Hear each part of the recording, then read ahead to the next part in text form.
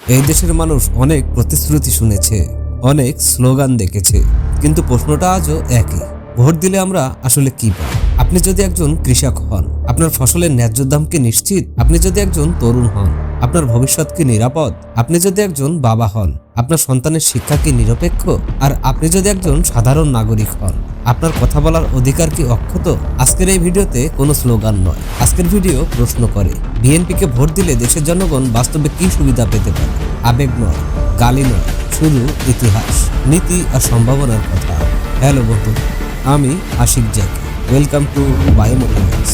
এই চ্যানেলে আমরা ইতিহাস, রাজনীতি আর বাস্তবতা নিয়ে কথা বলি, আবেগ দিয়ে নয়, চিন্তা দিয়ে। চলুন শুরু করি। 1 নম্বর সুবিধা, গণতন্ত্র, ভোটাধিকার ও রাষ্ট্রের মালিকানা জনগণের হাতে।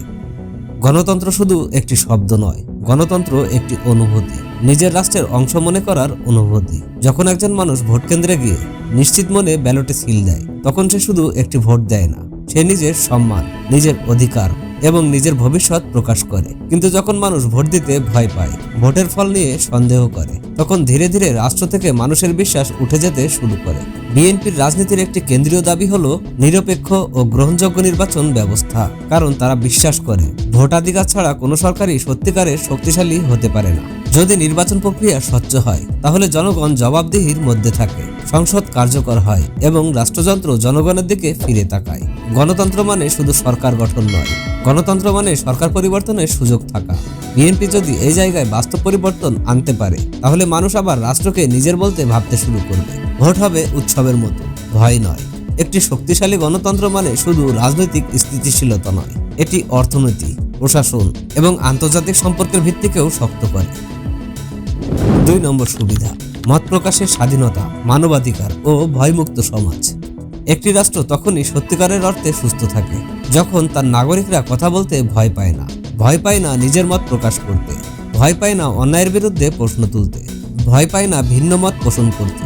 কিন্তু যখন একটি সমাজে ধীরে ধীরে নীরবতা জন্ম নেয়, তখন সেই নীরবতায় রাষ্ট্রের জন্য সবচেয়ে বেশি বিপদ হয়ে ওঠে। বিএনপির রাজনৈতিক দর্শনের একটি গুরুত্বপূর্ণ জায়গা জুড়ে রয়েছে মত প্রকাশের স্বাধীনতা ও মানবাধিকার। কারণ ইতিহাস সাক্ষ্য দেয়, যে দেশে সাংবাদিক স্বাধীনভাবে লিখতে পারে না, লেখক কলম ধরতে ভয় পায়, সাধারণ মানুষ সামাজিক যোগাযোগ মাধ্যমে নিজের অভিজ্ঞতা প্রকাশ করতে সংকোচ বোধ করে, সেই দেশে ভুলগুলো আড়ালে থেকে যায়, অন্যায় শক্তিশালী হয়। মত প্রকাশের স্বাধীনতা মানে রাষ্ট্রকে অস্থিতিশীল করা নয়, বরং রাষ্ট্রকে সঠিক পথে রাখার একটি স্বাভাবিক ব্যবস্থা। মানুষ কথা বলতে পারলে সরকার জবাবদিহির মধ্যে থাকে, প্রশাসন দায়িত্বশীল হয় এবং ভয়মুক্ত সমাজ গড়ে ওঠে।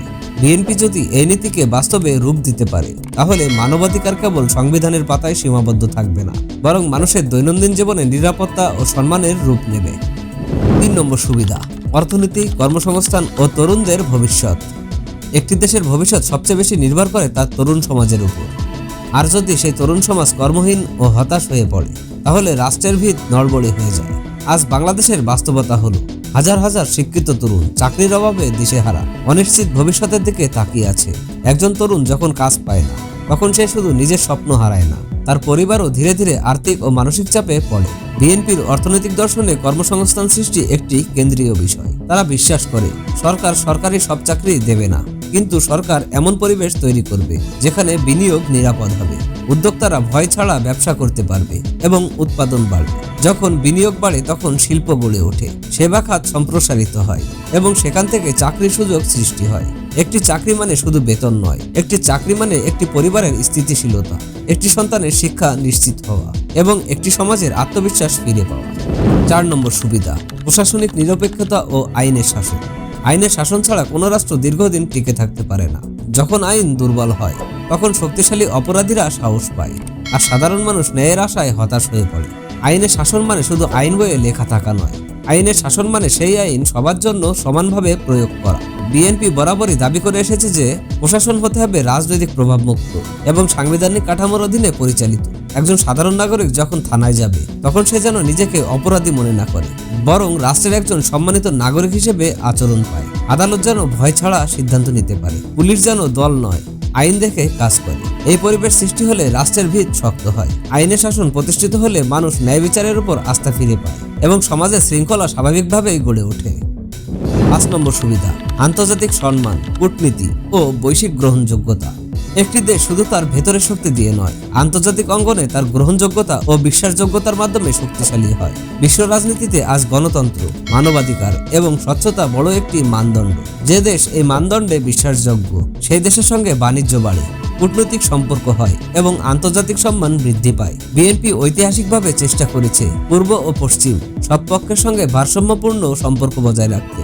এই ভারসাম্য বজায় থাকলে দেশের রপ্তানি সুবিধা পায়, প্রবাসীদের রেমিটেন্স নিরাপদ থাকে এবং আন্তর্জাতিক বাজারে বাংলাদেশের অবস্থান শক্তিশালী হয়। একটি দেশের পাসপোর্ট তখনই সম্মান পায় যখন সেই দেশের রাষ্ট্র গণতান্ত্রিক ও বিশ্বাসযোগ্য হিসেবে পরিচিত হয়।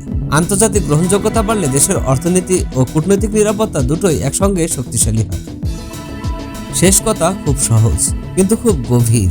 দেশ কোনো দলের সম্পত্তি নয়, দেশ জনগণের। আপনি কাকে ভোট দেবেন সেটা আপনার অধিকার, কিন্তু ভোট দেওয়ার আগে ভাবা আপনার দায়িত্ব।